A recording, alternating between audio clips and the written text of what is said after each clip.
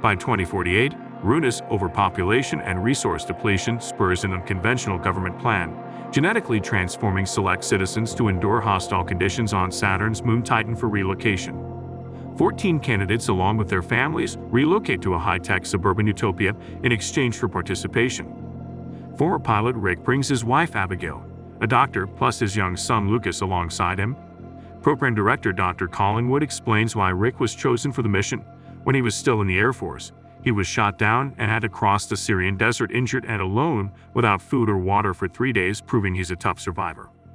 He then assures anxious Abigail that post-treatment therapy will manage any complications he might suffer from during the procedure. At an introductory gathering, Collingwood details Earth's ecosystem breakdown and Titan's primordial yet uninhabitable environment for context. With no breathable atmosphere, cryogenic methane oceans instead of water, and problematic atmospheric pressure, terraforming proves impossible. Therefore, their ambition now focuses on editing the human genome to withstand Titan's naturally extreme climate. When one recruit questions the unproven gene therapy safety, Collingwood brings up previous successful trials but admits that there are no guarantees for everyone's survival. Upon further questioning, Rick shuts him up and tells him to leave if he doesn't like it. All of the volunteers come from all over the world, and they were chosen because they all persevered through extreme circumstances. After the briefing, they are given full keycard facility access and taken to the lab, where they receive their first shot out of 300, which will be administered daily for the next few weeks. A doctor explains to him the intricate experiment details, but it overwhelms the man. A new routine otherwise unfolds normally. Lucas attends school and Abigail maintains the household duties, attending sessions with her husband when she is allowed. The volunteer community quickly bonds together outside of the base, embracing frequent backyard gatherings as escape from the ever-unpredictable future that looms over them. Though aiming for lightheartedness, the conversations often verge into darker speculation on whether the promised eventual Titan journey might prove to be a one-way exile with no way back. At one alcohol-soaked farewell party to drinking, since they are about to undergo surgery, Abigail grows dizzy from overindulgence, requiring Rick's assistance upstairs. However, he suddenly collapses coughing, and the woman notices that he's running a high fever, so she gives him some medicine and keeps him company in the bed. Sometime later, noting promising genetic alterations thus far, Dr. Collingwood suggests it's time for a big test of the volunteers. They must remain underwater without any oxygen tanks. After 30 minutes, only Rick and his friendly rival Tally are left, testing each other in a makeshift aquatic competition, until 39 minutes finally defeat Tally. Shockingly, Rick remains underwater, not just functional but speeding with dolphin-esque movements at a rate impossible for normal humans. Later, after demonstrating his new aquatic skills for an awestruck Lucas, he tucks in his son to bed and gets surprised when he brings up his late grandfather, who would have loved all this. Rick then joins Abigail to get freaky in the pool, but mid-coitus, she spots troubling dark veins marring his flesh, which inexplicably recede as quickly as noticed, so she decides to ignore it. In the following days, the volunteers undergo their first surgery. One of the wives, named Rain, visits Abigail to let their kids play together, and she shares some of her skepticism. The woman comforts the frightened mother about ensuring her husband's noble self-sacrifice will protect humanity and, most importantly, her kids.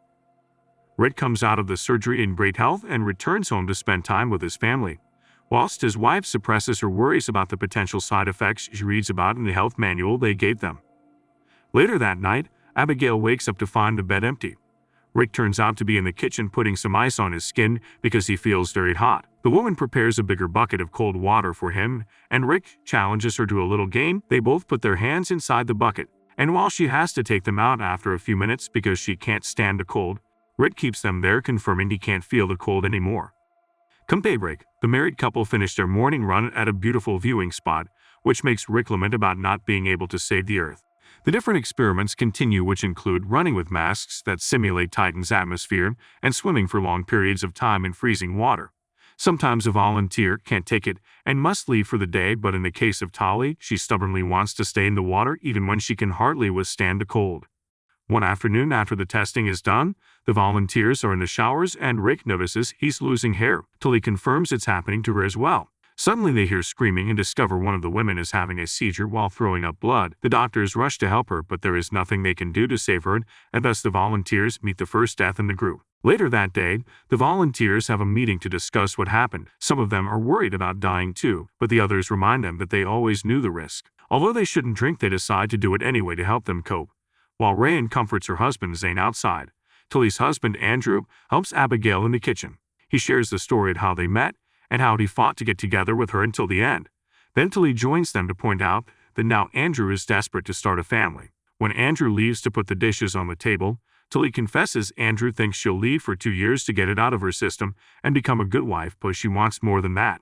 Moments later, over dinner, Abigail notices all the volunteers have their veins occasionally turn black. Suddenly they hear screaming coming from the garden. Zane is having a breakdown and attacking Rayan. The other guys immediately hurry outside and hold Zane down while Abigail takes his poor wife away. The next day, Freya comes to the neighborhood to give the volunteers extra medicine that will stop them from having the same problems that the dead woman and Zane did. Abigail notices some of those doses are pretty high and asks to talk to Collingwood, but he isn't available. Later in the evening, Rick finds himself throwing up a lot of blood. Abigail tells him to rest while she cleans, and once Rick isn't watching, she takes a sample of his blood. Afterwards, when she moves around the house to lock all the doors, she finally notices there are cameras hidden in the house. The next time Rick uses the pool, he begins to notice his skin peeling off, but he doesn't seem too worried. When they go to bed, Abigail notices Rick's state, and the fact he's losing hair makes her worry worse.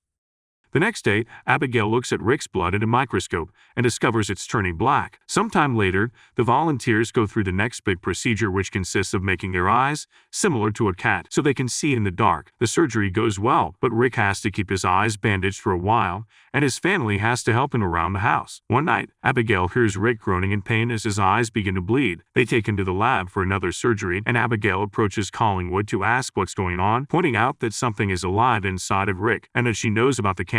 Collingwood explains that he didn't want the cameras, but they were an order from the Pentagon for security, and that being blind is part of the process. He'll be fine in a few days. Abigail thinks there's more he isn't telling her, but Collingwood sends her home. Abigail goes to her house and begins packing some clothes for Rick when she suddenly hears some sirens. When she comes out, she discovers the army is surrounding Zane's home. She isn't allowed to come closer, but she still sees the terrifying sight that happens to be the mutated Zane Rayan through the window, instantly killing her. The soldiers break into the house and shoot him. Later at the base, Abigail is watching over Rick and hears more soldiers arrive. Since Collingwood will be busy dealing with this mess, Abigail takes the chance to take Rick's card key and go snooping. She enters Collingwood's office and finds all the files, indicating that the volunteers are having their DNA infused with animal DNA to reach the next evolutionary step, which Collingwood has called homo-titaniums. Meanwhile, Collingwood is having a meeting with Colonel Solano and the people from NASA who want to shut down the program and call it unproven science. The volunteers are becoming violent, and this is entering a criminal area instead of being about science. The last people who tried something of this sort were the Nazis. Colonel Solano wants this experiment outside of his base, but Collingwood and his advisor point out that the ministers of defense have the last word, so they aren't leaving unless they say so. After the meeting, Free also tries to tell Collingwood that they should stop, but he dismisses her. When Rick is sent home, Collingwood comes along to explain his sight will return in 24 hours. They had miscalculated the brain's ability to process enhanced senses, and Zane's mind simply overloaded, but a new surgery could fix things. Abigail finally snaps and demands to know the truth. Thus, Collingwood finally admits they are injecting animal DNA into the volunteers. He can't guarantee that it will work, so he understands Abigail's worry. But he also points out they've always known there would be risks. Rick needs to go through this new surgery to survive. Abigail hates hearing this and stays distant for a while. A day later, Rick removes the bandages and confirms his sight is fine. He goes on to shave his head to avoid having bald spots. When night falls, he discovers he can now see every detail in the darkness, and he's so impressed that he calls Collingwood to confirm he'll do the surgery. While the family stays home, all the volunteers are put through the procedure, but there are lots of complications, and most of them die. In the end, only Rick and Tally are left alive and healthy. The next day, Andrew, Abigail, and Lucas visit their family and are shocked to see that they become some kind of mutated creatures that only communicate through physical contact and a low frequency that humans can hear. Rick puts his hand against the glass that separates them, making Abigail cry, and her tears get worse when Collingwood gives her Rick's wedding ring. In a few days, Tally and Rick will be leaving for Titan, but until then, they're allowed to stay home. Rick has trouble putting on human clothes, and when Abigail tries to help him, Rick accidentally hits her. He tries to check on her, but now Abigail is so scared of him that she can't help but move away from his touch. Rick spends most of his time in the pool, feeling more comfortable there than in the house. One night after putting Lucas to bed, Abigail looks outside and discovers Tolly entering the garden with her hand covered in blood. Rick doesn't look bothered by it and approaches Tolly so they can communicate through some weird tentacles. At that moment, the army arrives in the neighborhood and finds Andrew dead in the shower. They begin approaching Abigail's house, causing her to run upstairs to hide with Lucas. The soldiers shoot Tolly with tranquilizer darts, and it takes quite a few of them to knock her down. However, when they come closer, Tolly reveals she's awake and uses the tentacles to kill one of them. The others immediately respond by opening fire to kill her. Next, the soldiers try to come after Rick, but he easily knocks them out with his new strength. Rick tries to drown the last soldier in the pool, but Abigail hears the commotion and comes out to stop him. Unfortunately, it's too late, and realizing what he's done, Rick runs away. Colonel Solano calls his entire team to begin looking for Rick, ignoring Collingwood when he asks him not to kill him because he has expensive research material. Abigail and Lucas are taken to the base for safety reasons, but Abigail leaves when she realizes where Rick went. After making sure she isn't followed, Abigail runs to their special spot and finds Rick there. Abigail offers her hand to prove she isn't scared anymore, and once Rick's tentacles have grabbed her wrist, she kisses him. It's at that moment that the army's helicopters find them and knock them out. Abigail wakes up later at the base with Collingwood by her side, explaining they had to hurt her for her own good. The Pentagon is shutting down the program soon, meaning they need to send Rick to Titan immediately because to prove the Earth's atmosphere will either drive them crazy or just kill these new bodies. However, they can't force him to do it either because that may kill him too. So Abigail needs to convince Rick to go.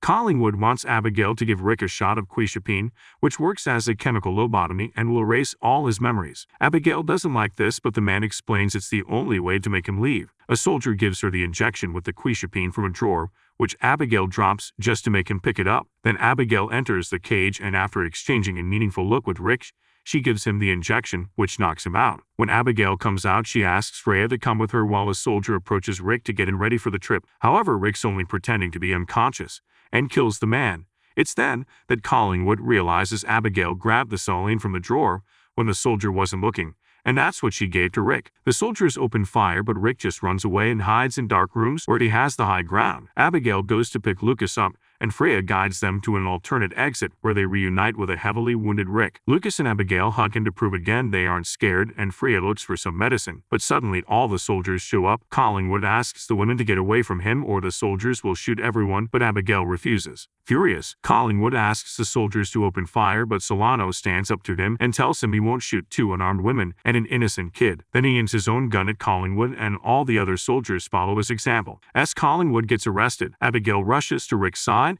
and her hug allows him to reinforce his most precious memories. Sometime later, Abigail together with Freya become researchers on the Titan II project, using more ethical methods to save the world. Meanwhile, Rick is sent to Titan, revealing his new body, which has wings and can fly around the whole planet undisturbed. Hope you enjoyed the video, and don't forget to have a cool-ass day.